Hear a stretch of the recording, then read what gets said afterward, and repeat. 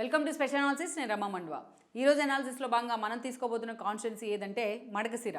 So ఈ రోజున Madakasira constituency నుంచి వైఎస్ఆర్సీపీ తరపున సిట్టింగ్ ఎమ్మెల్యేగా తిప్పేస్వామి ఉన్నారు. గత ఎన్నికల్లో ఆయన వైఎస్ఆర్సీపీ నుంచి ఎమ్మెల్యే కూడా కావడం జరిగింది. మడకశిరకు ఒక ప్రత్యేకత అయితే ఉంది. గతంలో రఘువీరారెడ్డి లాంటి వాళ్ళు అక్కడి నుంచి పలుసార్లు ప్రాతినిధ్యం వహించారు. అనంతపురం జిల్లాలో పర్టికులర్లీ మడకశిర కాన్స్టిట్యున్సీ ఒక ప్రీడామినెంట్గా ఉంటుంది. ఒక బీసీ ఓట్ బ్యాంక్ కూడా ఒక సాలిడ్గా ఉన్న కాన్స్టిట్యున్సీగా మడకశిరకు పేరుంది.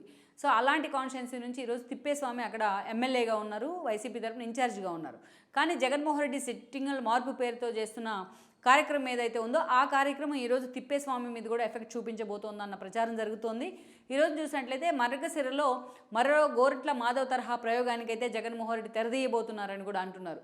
మనం చూసినట్లయితే గోరంట్ల మాధవ్ను ముందు పెట్టి జగన్మోహన్ రెడ్డి గతంలో ఒక ఎక్స్పెరిమెంట్ చేస్తున్నారు. సో అలాంటి తరహాలోనే ఈసారి గోరంట్ల మాధవ్ తరహాలోనే స్థానికంగా సీఐగా పేరున్న శుభకుమార్ని తీసుకొచ్చి జగన్మోహన్ రెడ్డి మడకశిర ఎమ్మెల్యే అభ్యర్థిగా ప్రకటించబోతున్నారని కూడా చెప్తున్నారు. గతంలో అయితే ఇది ఎంతవరకు కూడా ఈ ఫీజిబిలిటీ ఉంటుందనేది అయితే ఒక చర్చ. లేటెస్ట్గా శుభకుమార్ జగన్మోహన్ రెడ్డిని కూడా కలుసున్నారు.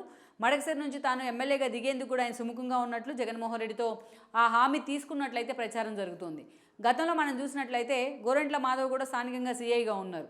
అంతకుముందు 2019 ఎన్నికల కంటే ముందు అటు జేసీ బ్రదర్స్తోని ఒక నెగోషియేషన్ కారణంగా ఆయన వార్తల్లోకి ఎక్కారు. జేసీ బ్రదర్స్తో ఆయన గొడవలకు దిగి ఉన్నారు, వార్న్ చేస్తున్నారు. But at the same time వాళ్ళు కూడా తిరగబడిన పరిస్థితుంది. అలా మీసం మేలేస్తూ ఎన్నోసార్లు ఆయన వార్తల్లోకి ఎక్కున్నారు. అలాంటి గోరంట్ల మాధవ్ని తీసుకొచ్చి ఆయన కురుబ సామాజిక వర్గం, ఒక బీసీ సామాజిక వర్గం, అటు హిందూపూర్ పార్లమెంట్ పరిధిలో ఆ సామాజిక వర్గ ఓటర్లు కూడా ఎక్కువగానే ఉన్నారు. ఈ ఈక్వేషన్తోనే జగన్మోహన్ రెడ్డి ఆయనకి టికెట్ ఆఫర్ చేయడం జరిగింది. సో దానిలో భాగంగానే ఆ రోజున గోరంట్ల మాధవ్ తన పదవికి కూడా వాలంటరీ రిటైర్మెంట్ తీసుకొని మరి ఆయన వైఎస్ఆర్సీపీలోని అఫిషియల్గా జాయిన్ అయ్యారు. ఈ క్రమంలోనే ఆయన ఎంపీ కూడా హిందూపూర్ నుంచి ఎంపీ టికెట్ తీసుకున్నారు. ఎంపీ కూడా అయ్యారు జగన్మోహన్ రెడ్డి వేవ్లో. అయితే ఎంపీ అయిన తర్వాత అటు పార్లమెంట్లో కావచ్చు, అదేవిధంగా ఇటు బయట కావచ్చు, ఆయన వ్యవహార శైలి అనేక సార్లు చర్చనీయాంశం అవుతూ వచ్చింది. కియా అధికారులని, కియా ప్రతినిధుల్ని వేలుపెట్టి బెదిరించిన సంగతి దగ్గర నుంచి టీడీపీ సభ్యుల మీదకు పార్లమెంట్లో దూసుకువెళ్ళిన దాకా, అదేవిధంగా ఒక న్యూడ్ వీడియోతో ఆయన కలకలం సృష్టించిన దాకా ఎన్నోసార్లు గోరంట్ల మాధవ్ వార్తల్లోకి ఎక్కుతూ వచ్చారు. ఈ రోజున ఆయన యాటిట్యూడ్ కారణంగానే, ఆయన యారగెన్సీ కారణంగానే తన టికెట్ని కూడా ఆయన కోల్పోయే పరిస్థితి ఉంది. ఈరోజు గోరంట్ల మాధవ్ ప్లేస్లో బీజేపీ గతంలో మంత్రిగా పనిచేసిన శ్రీరాములు లాంటి వాళ్ళ సోదరైన శాంతం తీసుకొచ్చి జగన్మోహన్ రెడ్డి అక్కడ హిందూపూర్ నుంచి అభ్యర్థిగా నిలబెట్టబోతున్నారు. ఆల్రెడీ అనౌన్స్ కూడా చేస్తున్నారు. అలా గోరంట్ల మాధవ్ తరహాలోనే ఈసారి ఇంకొక సీఐ విషయంలో కూడా జగన్మోహన్ రెడ్డి ప్రయోగం చేయబోతున్నారు అంటున్నారు. ఆయన ఎవరో కాదు, శుభకుమార్. స్థానికంగా కూడా సీఐగా పలు జిల్లాల్లో ఆయన పనిచేశారు, పలు మండలాల్లో కూడా అనంతపురంలో. సో అలాంటి శుభకుమార్ ఇటీవల స్థానికంగా కూడా కొంచెం ఆయనకు ఒక సోలో చిన్న ఇమేజ్ అయితే ఉంది. అలాంటి సీఐ ఈ రోజున పెద్దిరెడ్డికి శిష్యుడిగా, పెద్దిరెడ్డి ఫాలోయర్గా కూడా ఆయనకి పేరుంది. అలాంటి శుభకుమార్ ఇటీవల వచ్చి జగన్మోహన్ రెడ్డిని కలవడం జరిగింది. తాను మడకశిర నుంచి పోటీ చేయాలనే ఆలోచన ఉన్నట్టు కూడా ఆయన జగన్మోహన్ రెడ్డి దగ్గర ఉంచడం, కానీ జగన్మోహన్ రెడ్డి కూడా ఆయనకు ఒక హామీ ఇచ్చినట్టు ప్రచారం జరుగుతోంది. సిట్టింగ్ ఎమ్మెల్యేగా ఉన్న తిప్పేస్వామి మీద వ్యతిరేకత ఉంది అన్న పేరుతోని ఎప్పటి నుంచో జగన్మోహన్ రెడ్డి అభ్యర్థి మార్పు మీద కూడా ఆలోచన చేస్తున్నారు.